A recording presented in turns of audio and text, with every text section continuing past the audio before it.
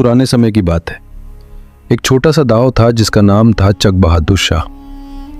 उसी गांव में एक बेहद गरीब लेकिन मेहनती आदमी रहता था। उसका नाम था अब्दुल गफूर। उसके पास ना कोई जमीन थी ना कोई पक्का काम, सिर्फ एक टूटा फूटा कच्चा मकान और पहनने को 2 पुराने कपड़े। उसकी जिंदगी में अगर कोई सच्चा साथी था तो वो था उसका वफादार कुत्ता बादशाह, जो हर वक्त उसके साथ रहता था। अब्दुल गफूर रोज सुबह जंगल जाता, लकड़ियां काटता और उन्हें बाजार में बेच देता। उसी पैसे से वो 2 वक्त की रोटी और थोड़ा सा खाना ले आता। लेकिन उसकी बीवी सादिया बिल्कुल अलग स्वभाव की थी। वो जल्दी गुस्सा करने वाली, हर वक्त शिकायत करने वाली और सब्र से बहुत दूर थी। वो अक्सर अब्दुल गफूर को ताने देती, मेरी किस्मत ही खराब थी जो तुम्हारे जैसे इंसान से शादी कर ली। एक दिन अब्दुल गफूर थका हारा घर लौटा। सादिया दरवाजे पर खड़ी थी, चेहरे पर गुस्सा साफ झलक रहा था। उसने तेज आवाज में कहा, यहां से चले जाओ, मुझे तुम्हारा चेहरा भी नहीं देखना। अब्दुल गफूर सन्न रह गया, धीरे से बोला, मैं जाऊं तो कहां? यही तो मेरा घर है। सादिया ने जवाब दिया, अपने कुत्ते के साथ कहीं भी रहो, वो तुमसे ज्यादा अच्छा है। अब्दुल गफूर ने बिना बहस किए अपना थोड़ा सा सामान उठाया, बादशाह को बुलाया और चुपचाप गांव छोड़ दिया।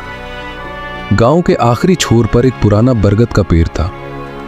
वहीं बैठकर उसने आसमान की तरफ देखा और कहा, ऐ अल्लाह, अगर दुनिया ने मुझे ठुकरा दिया है तो तू मुझे अपने दर से ना हटाना।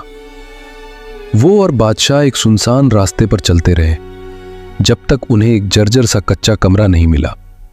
वहीं उन्होंने रात बिताने का फैसला किया। अब्दुल गफूर ने थोड़ी लकड़ी जलाकर आग जलाई। बादशाह पास बैठा रहा। वो बोला, तू ही मेरा सच्चा साथी है। सोने से पहले वो कमरे की सफाई करने लगा।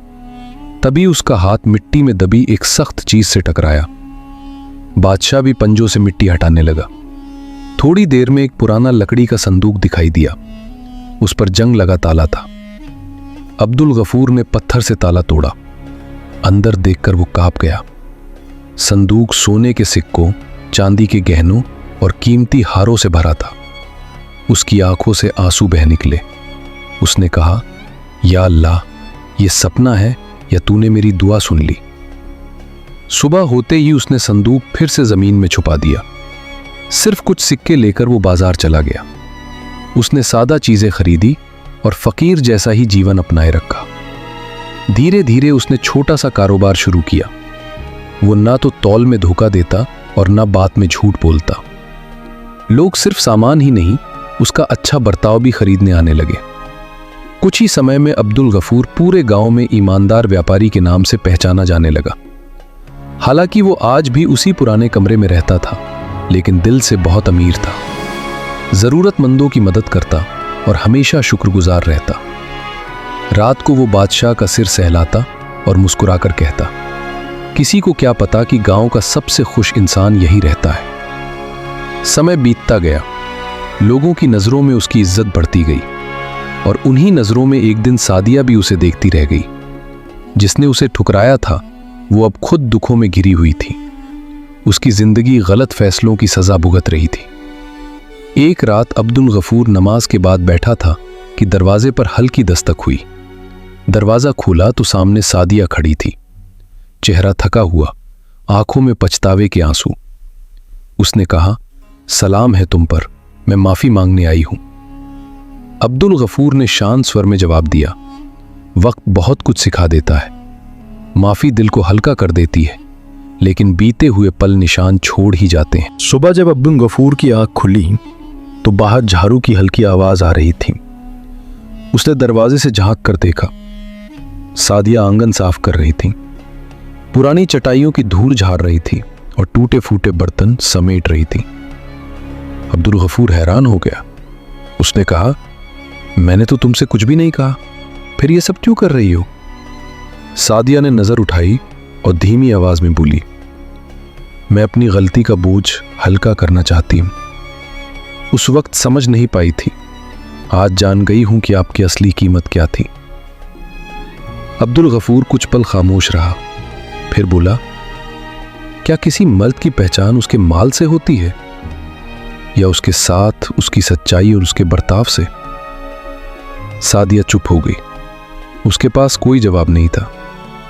अब्दुल गफूर ने आगे कहा, अगर तुमने मुझे तब समझा होता जब मैं लकड़ियां बेचकर गुजारा करता था तो शायद आज ये दिन देखने की नौबत ना आती। सादिया की आंखें भर आईं, कांपती आवाज में बोली, मैं अंधी थी, दुनिया की चमक में भटक गई और उसकी सजा भी भुगत ली। फिर उसने सिर झुकाकर पूछा, क्या अब भी मेरे लिए कोई दूसरा मौका बचा है? अब्दुल गफूर ने गहरी नजर से देखा, कुछ नहीं कहा। चुपचाप अंदर गया, दरवाजा बंद किया और नमाज के लिए बैठ गया। उसके दिल में सवाल उठ रहा था, ये सच में तौबा है या सिर्फ उस दौलत का लालच जो अब मेरे पास है? उसे वो रात याद आ गई जब सादिया ने उसे घर से निकाल दिया था। उस वक्त उसके पास कुछ नहीं था सिवाय बादशाह के, जो हर हाल में उसके साथ रहा। तभी बादशाह अंदर आया और आकर अपना सिर अब्दुल गफूर की गोद में रख दिया। उसने प्यार से उसका सिर सहलाया और कहा, इस कमरे में वही रहेगा जिसने मेरे दर्द में मेरा साथ दिया।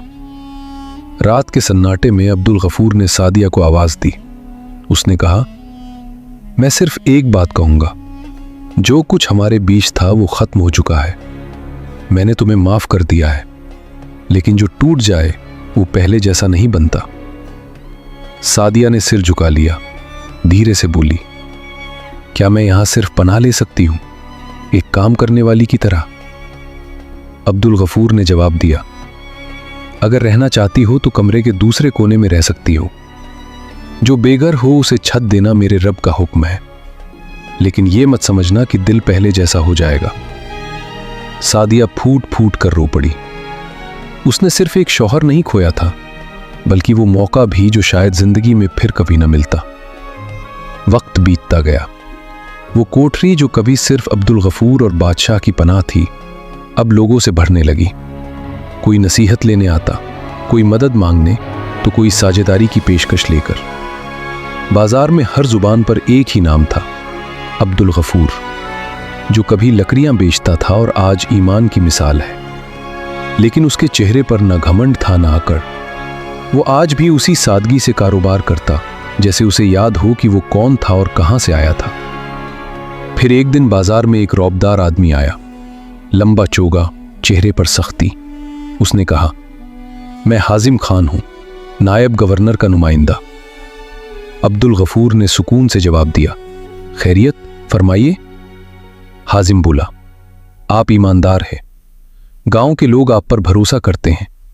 हम चाहते हैं कि आप हमारी काउंसिल में शामिल हों, गांव के नुमाइंदे बनकर।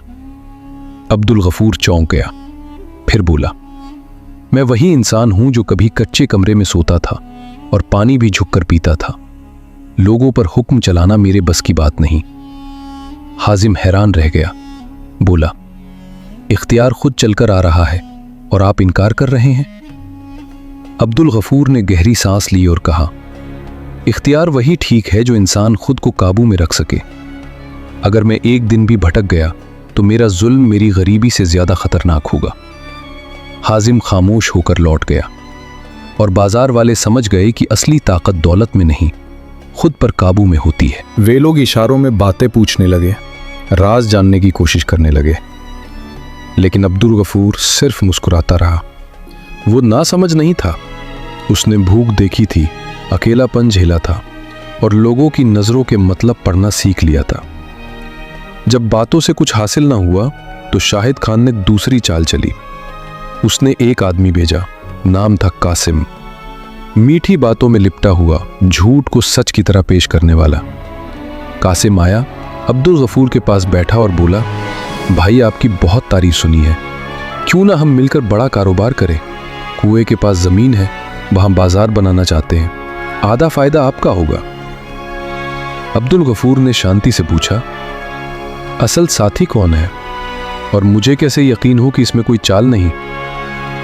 कासिम ने कसम खाने की कोशिश की तो अब्दुल गफूर ने बात रोक दी, बोला, कसमें मत खाओ, अगर बात सच्ची है तो मस्जिद में लोगों के सामने दिन की रोशनी में कहो। इतना सुनते ही कासिम का चेहरा उतर गया, बोला, क्या आपको मुझ पर भरोसा नहीं? अब्दुल गफूर ने नरमी से कहा, मैं अल्लाह पर भरोसा करता हूं, बाकी सब मेरे लिए साफ नहीं होता। फिर उसने बादशाह को बुलाया। वफादार कुत्ता आकर उसके पास बैठ गया। उसकी नज़र कासिम पर ऐसी थी जैसे खामोश चेतावनी दे रहा हो। अब्दुल गफूर ने शांत स्वर में कहा, जिस खजाने को तुम ढूंढ रहे हो वो न सोने में है न मिट्टी में, वो सब्र में है, मेहनत में है और सही रास्ते पर टिके रहने में है। अब जाओ। कासिम लौट गया और सारी बात शाहिद खान को बता दी। शाहिद खान हंसा जरूर, लेकिन आंखों में जलन साफ दिख रही थी। उसने कहा, अगर बातों से नहीं मिला तो अब हम जबरदस्ती करेंगे। उस रात गांव में सन्नाटा था।